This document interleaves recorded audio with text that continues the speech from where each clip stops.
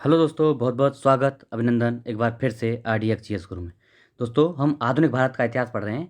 उसमें आज एक नया चैप्टर शुरू करेंगे। क्या? भारत में संवैधानिक विकास, मतलब संविधान का विकास किस तरह से हुआ। आज जो हमारा संविधान हम देख रहे हैं ना, वो किस तरह से डेवलप हुआ है, कैसे इस स्टेज पे पहुंचा है। ठीक है, उसमें बहुत कुछ रहा है पीछे, है ना। जो अंग्रेज़ों के हम गुलाम रहे, उस समय से इसका डेवलपमेंट शुरू हुआ। 1773 के एक्ट से शुरू हुआ है और 1950 तक जाके तैयार हुआ है। फिर आज भी उसमें अमेंडमेंट चल ही रहे हैं, अब भी हो रहा है ना। 104-5 अमेंडमेंट हो चुके हैं और लगातार उसमें जो है चेंजिंग चल रही है। तो ये कैसे विकास हुआ उसको देखेंगे। ठीक है, आप लोग इसमें अगर चैनल पर नए हैं तो इसको शेयर करना, सब्सक्राइब करना और लोगों को बताते रहिए, है ना। सब्सक्राइब थोड़ा बढ़ाइए। ठीक है, चैनल पर नए सब्सक्राइब कर लेना, तैयार हो जाइए अगली वीडियो के लिए। ओके, चलो शुरू करते हैं। तो पहला क्वेश्चन है, रेगुलेटिंग एक्ट पारित किया गया था कब? 1773 में। कब किया था? 1773 में। तो क्या था 1773 में? क्या जो कंपनी के अधिकार चल रहा था ना, कंपनी 1757 में आती है, तो कंपनी की जो है कुशासन चल रहा था, मतलब वो लूटपाट चल रही थी। उसको रेगुलेट करने के लिए, उसको नियंत्रण में लाने के लिए ब्रिटिश संसद ने पारित किया था क्या? ये रेगुलेटिंग एक्ट 1773। इसी के तहत 1774 में हमारे यहाँ सुप्रीम कोर्ट यानी सर्वोच्च न्यायालय की स्थापना होती है। वो आएगा क्वेश्चन, देखेंगे। अगला, निम्नलिखित में से किसके अंतर्गत भारत में सर्वप्रथम सर्वोच्च न्यायालय की स्थापना? देखो आई है किसके? Regulating act 1773। इसके द्वारा 1774 में, है ना, पहला जो है सर्वोच्च न्यायालय की स्थापना होती है। कहाँ पे? कलकत्ता में। याद रखना कहाँ पे होती है? कलकत्ता में सबसे पहले स्थापना होती है। इसमें एक तो मुख्य न्यायाधीश थे, कौन थे? एलिजा एम्पे। और 3 अन्य न्यायाधीश थे, कौन कौन? चैम्बर्स, लिमेस्टर और हाइड। अब ये याद रखने की जरूरत नहीं है, लेकिन ये याद रखना एक मुख्य न्यायाधीश कौन था? एलिजा एम्पे, इसका नाम आता है, क्वेश्चन पूछा गया है इसमें। ठीक है, ये याद रख लेना जरूर। अगला, भारत के गवर्नर जनरल को किस एक्ट के द्वारा अपनी समिति के निर्णय को अस्वीकार करने का अधिकार मिल गया? इनमें से किस एक्ट के द्वारा? तो ये था 1786 का एक्ट। 1786 के एक्ट में ब्रिटिश संसद के सम्मुख इस भावना से रखा गया कि भाई कॉर्नवालिस को भारत का गवर्नर जनरल बनाया जा सके, क्योंकि वो राजी नहीं हो रहा था उसको राजी करने के लिए। तो उसमें क्या क्या प्रावधान थे? वह गवर्नर जनरल तथा मुख्य सेनापति दोनों चाहता था, और ये इसमें कुछ कम देना चाहती थी जो है ब्रिटिश संसद। इसलिए ये इनकी बात मान ली जाती है और नए अधिनियम के अनुसार यह सब कुछ स्वीकार हो गया तथा उसे विशेष अवस्था में अपनी परिषद के निर्णयों को अस्वीकार करने और उनको लागू करने का अधिकार दे दिया गया 1786 के एक्ट में। ठीक है, अगला, 1793 में एक विनिमय यानी अधिनियम द्वारा जिला कलेक्टर को उसकी न्यायिक शक्तियों से वंचित कर दिया गया और केवल संग्राहक अभिकर्ता बना दिया गया। ऐसे विनिमय का कारण क्या था? 1793 में कॉर्नवालिस क्या था? कॉर्नवालिस था वायसराय, वो गवर्नर। उस टाइम वायसराय कहाँ होते थे? गवर्नर था। तो वो चाहता था, उसका डर था कि कहीं ऐसा ना हो ये जो मजिस्ट्रेट है ना, ये जो कलेक्टर है, इसको इतनी शक्तियाँ मिल जाएं कि ये गवर्नर को ही चैलेंज करने लगे, गवर्नर की बातों को ही इग्नोर करने लगे। तो इसलिए इसमें ऑप्शन सी करेक्ट है। क्या? कॉर्नवालिस जिला कलेक्टर में संकेंद्रित इतनी विस्तृत शक्तियों से सतर्क हो गया और उसने महसूस किया कि एक व्यक्ति में इतनी परम शक्ति अवांछनीय है, इतनी शक्ति उसके हाथ नहीं हो सकती। ऑप्शन सी सही है। और इसलिए उसने शक्तियों का पृथक्करण चाहा, शक्तियों को बांटने की कोशिश की, जिससे क्या है, इसको ज़्यादा पावर न मिल जाए, किसको? कलेक्टर को। इसलिए ये कारण था इसका। अगला, भारतीय व्यापार में ईस्ट इंडिया कंपनी का एकाधिकार समाप्त कब किया गया? तो एकाधिकार समाप्त किया है 1813 के एक्ट द्वारा। इसमें क्या किया? कंपनी के एकाधिकार को समाप्त कर दिया, लेकिन 2 चीज़ छोड़ा, चाय का व्यापार और चीन के साथ व्यापार, इन दोनों को छोड़ दिया। और इसमें एक चीज़ और नई शुरू की, क्या? कि ईसाई मिशनरियों को भारत में धर्म प्रचार के लिए आने की अनुमति भी प्रदान कर दी इसी एक्ट के तहत, 1813 के एक्ट के तहत। अगला देखते हैं। लेकिन देखो, चार्टर एक्ट 1833 में, अगला देखते हैं, चार्टर एक्ट 1833 में निम्न प्रावधानों में से कौन सा एक नहीं था? इनमें से कौन सा नहीं था, देखते हैं। तो इसमें कौन सा नहीं था? ईस्ट इंडिया कंपनी की व्यापारिक गतिविधियों का समापन किया, बिल्कुल किया था, इसमें किया था, है ना। दूसरा क्या? काउंसिल में परम सत्ताधारी के पदनाम को भारत के गवर्नर जनरल के पदनाम है। मतलब देखो, ज़्यादा क्लिष्ट हिंदी हो रही है। इसमें क्या है? बंगाल के गवर्नर को भारत का गवर्नर जनरल बना दिया। बिल्कुल सही है, हुआ था, ये भी बात हुई थी। दूसरा बोल रहा है, काउंसिल में गवर्नर जनरल को विधिकर्ता की सभी शक्तियाँ प्रदान कर दी गई, ये भी सही है। मतलब विधि बनाने की सभी शक्तियाँ गवर्नर के हाथ में दे दी गई, ये भी बात सही है। और अगला है, गवर्नर जनरल की काउंसिल में विधि सदस्य के रूप में एक नियुक्ति की, किसकी? भारतीय की नहीं, भारतीय की नहीं की थी भैया, अंग्रेज की थी। यहाँ गलत हो जाता है बस, भारतीय। विधि सदस्य तो नियुक्त किया गया, कौन था सबसे पहले? मैकाले।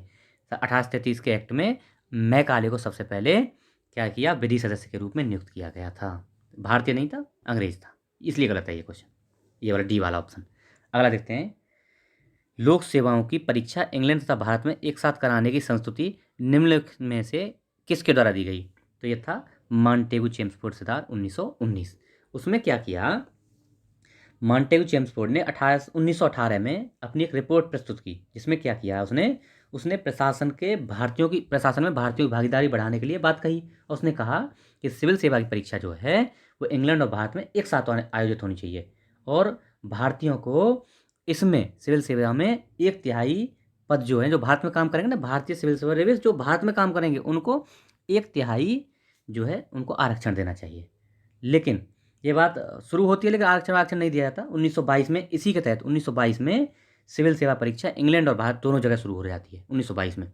लेकिन इससे एक चीज़ और जुड़ी है, एचिसन आयोग आया था 1887 में, उसने क्या कहा था कि सिविल सेवा परीक्षा भारत और इंग्लैंड में एक साथ नहीं होनी चाहिए।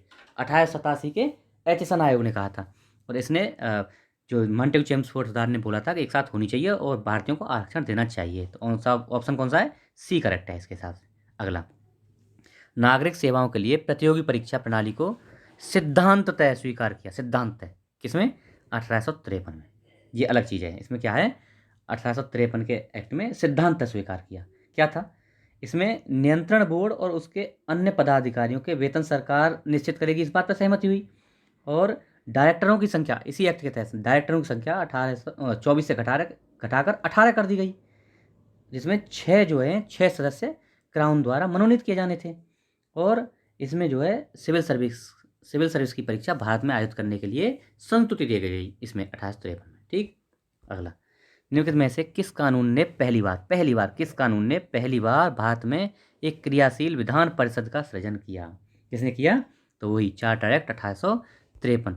चार्टर एक्ट 1853 ने पहली बार भारत में एक विधान परिषद, क्यों?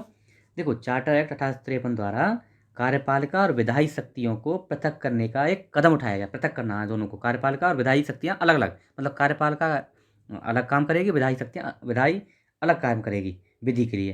तो भारत के लिए पहली बार इस विधान के लिए विधान परिषद का गठन इसी एक्ट के तहत है, जिसमें विधान परिषद में 12 सदस्यों को नियुक्त करने की बात की गई थी। 12 सदस्य पहली बार। ठीक है। अगला, सूची 1 को सूची 2 से मिलाना है। देखो, नियंत्रण परिषद की स्थापना कब हुई है? मतलब नियंत्रण परिषद की स्थापना कब हुई है? इसमें पहली बार हुई है पिट्स एक्ट में। नियंत्रण परिषद की स्थापना पिट्स एक्ट कहाँ है? यह है बी, पहले में ये हो गया बी, यानी 2। उसमें सर्वोच्च न्यायालय की स्थापना, तो यह है 1 भाई 1773 के एक्ट में हुई। ईसाई मिशनरियों का भारत में प्रवेश, ये हो गया 1813 में 3, और 2 1 3 हो गया। और गवर्नर जनरल की परिषद में कानूनी सदस्य 33 में 4, 2 1 3 4, 2 1 3 4 है, तो बी ऑप्शन हो गया। अगला देखते हैं, ये तो पढ़ ही लिया था सब हमने। अगला देखते हैं, ये भी मिलाना है आपको, मिलान का ही है। तो इसमें क्या किया है? हाँ, कूट 1 को कूट 2 से मिलाना है। चलो, चार्टर एक्ट 1813 में क्या किया गया? 13 के तहत क्या किया गया? तो इसमें किया गया भाई कि भारत में कंपनी का व्यापार एकाधिकार समाप्त किया गया, बिल्कुल समाप्त किया गया। तो डी हो गया, पहले में ये समाप्त हो गया, 2 हो गया। ओके। रेगुलेटिंग एक्ट 1773 में क्या किया गया कि कंपनी के निदेशकों को कंपनी के प्रबंध में सभी समाचार और दस्तावेज ब्रिटिश सरकार को प्रस्तुत करने थे, ये बात की गई। मतलब कंपनी पर नियंत्रण किया गया 1773 में। तो दूसरे का हो गया 4, दस्तावेज प्रस्तुत करने की बात कर दी गई। एक्ट ऑफ 1858 में क्या था? कंपनी का एकाधिकार ईस्ट इंडिया कंपनी के ब्रिटिश क्राउन के हाथ में ले लिया गया, ये था 3। ब्रिटिश क्राउन ने अपने हाथ में ले लिया क्या? 1858 के तहत शासन कंपनी से अपने हाथ में ले लिया। और पिट्स इंडिया 1784 में क्या बात कही? पिट्स इंडिया 1784 में क्या बात है? तो इसमें एक बात कही गई है कि भारत में ईस्ट इंडिया कंपनी के कार्यों को पूरी तरह विनियमित करने के लिए बोर्ड ऑफ कंट्रोल की स्थापना 1784 के पिट्स इंडिया एक्ट में, यानी ये पिट्स इंडिया एक्ट 1784 में। तो कौन सा ऑप्शन? 1 इसमें है। तो कौन सा हो गया? देखो, 2 4 3 और 2, 2 4 3 1, 2 4 3 1, कौन सा ऑप्शन होगा? 1 है, 2 4 3 1, यानी ऑप्शन ए इज करेक्ट। ठीक।